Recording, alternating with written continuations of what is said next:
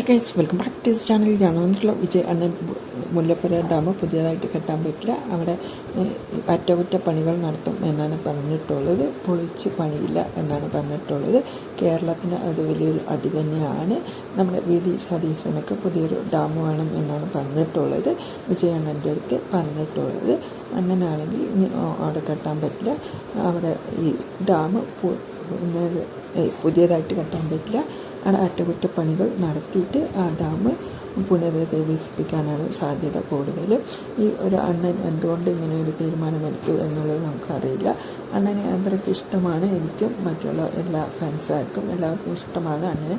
ഈ ഒരു പദ്ധതി വന്നിട്ട് എന്തുകൊണ്ട് നോ എന്ന് പറഞ്ഞു എന്നുള്ളത്, വെള്ളം കിട്ടാതാകും എന്നുള്ള ശ്രമത്തിനിടയിലായിരിക്കും ഈ ഒരു അണ്ണൻ വിജയണ്ണൻ തമിഴ്നാട്ടിൻ്റെ കൂടെ നിന്നത്. അത് എന്തായാലും അവിടെ ഒരു പുതിയൊരു ഡാം കെട്ടിയെന്ന് വേണം. അത് കേരളത്തിൽ ഇരിക്കുന്നവർക്ക് വലിയൊരു അടി തന്നെയാണ്.